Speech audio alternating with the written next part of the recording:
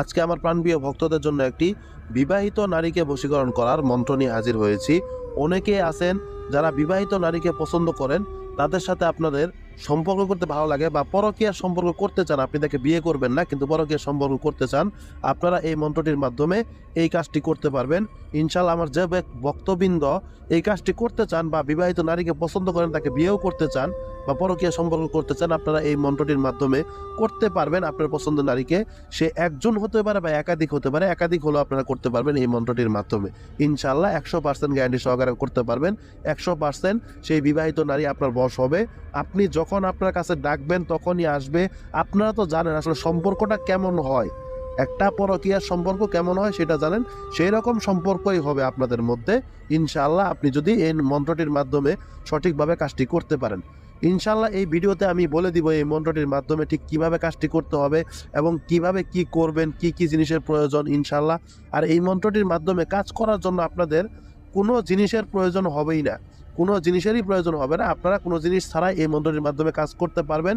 শুধু আপনাদের যে বিবাহিত নারীকে আপনি বশ করতে চাচ্ছেন তার নাম এবং তার পিতার নাম, মেয়ের নাম এবং মেয়ের পিতার নাম, এই দুইটা জিনিস আপনাদের জানা থাকতে হবে।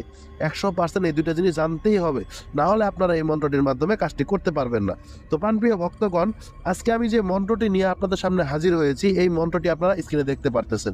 তো মন্ত্রটি আমি আপনাদেরকে ভেঙে ভেঙে বলে দিই, মনোযোগ সহকারে শুনুন।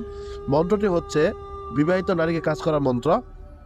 গাছ বানা কুতুবের বাণী, অমুকের মেয়ে অমুকের দিল ধরে টানি। এই যে অমুকের মেয়ে, অমুকের স্থানে আপনি যে নারীকে বশ করতে চাচ্ছেন তার পিতার নাম লিখবেন। অমুকের মেয়ে অমুকের অমুকের এই স্থানে আপনি মেয়ের পরে যে অমুকের আছে এই স্থানে আপনি মেয়ের নাম লিখবেন। লিখার পর আপনারা এই মন্ত্রটি সুন্দর করে মুখস্থ করবেন। মুখস্থ করার পর আপনাদের এই মন্ত্রটি সিদ্ধ করতে হবে। সিদ্ধ করার পরে তারপর আপনারা কাজ করবেন মন্ত্রটি।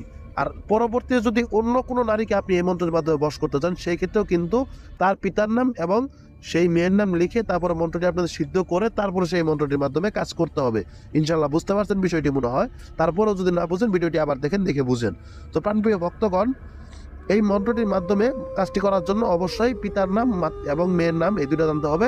এই দুইটা উল্লেখ করার পর এই মন্ত্রটি আপনাদের সিদ্ধ করতে হবে। মন্ত্রটি সিদ্ধ করার জন্য 301 বার আপনাদের এই মন্ত্রটি পাঠ করতে হবে, যে কোনো একটি নির্জন স্থানে গিয়ে রাতে, গভীর রাতে ইনশাআল্লাহ। তাহাজ্জুদের সময় আপনারা যে কোনো একটি নির্জন স্থানে গিয়ে এই মন্ত্রটি আপনারা 301 বার পাঠ করলে মন্ত্রটি সিদ্ধ হবে। সিদ্ধ করার পর আপনারা যে কোনো একটা গাছের নিচে, নির্জন গাছের নিচে বসে আপনারা এই মন্ত্রটি আপনারা পাঠ করবেন। এই মন্ত্রটি পাঠ করে তারপর আপনার নারী বশ করতে পারবেন। সিদ্ধ করার পরে এই কাজটি আপনাদের করতে হবে ইনশাআল্লাহ। আপনারা হয়তো বা দেখতে পারতেছেন নিচে লেখা আছে ছোট অক্ষরে 101 বার লেখা আছে। 101 বার আপনাদের এই মন্ত্রটি পাঠ করতে হবে যে কোনো একটা গাছের নিচে। আমি আপনাদেরকে বলে দিলাম, বড় একটা গাছের নিচে নির্জন স্থানে গিয়ে 101 বার এই মন্ত্রটি পাঠ করবেন, তাহলে আপনাদের সেই নারী বশ হয়ে যাবে। পরবর্তীতে যখন আরেকজনকে বশ করবেন তখন মন্ত্রটি সিদ্ধ করে তারপরে আপনারা এই মন্ত্রটির মাধ্যমে গাছের নিচে বসে কাজ করবেন, তাহলে আবার সেও বশ হয়ে যাবে। এইভাবে করতে হবে। তো প্রাণপ্রিয় ভক্তগণ, অবশ্যই আপনারা বুঝতে পারছেন। যদি না বুঝেন ইনশাআল্লাহ আমার নাম্বার দেওয়া আছে, ভিডিওটি আরেকবার দেখেন। তারপরেও না বুঝলে আমার নাম্বার দেওয়া আছে, আমার সাথে যোগাযোগ করেন। যোগাযোগ করে বুঝে নিয়ে তারপরে কাজ করেন, 100% কাজের ফলাফল পাবেন। তো প্রাণপ্রিয় ভক্তগণ, সকলেই ভালো থাকবেন। আসসালামু আলাইকুম।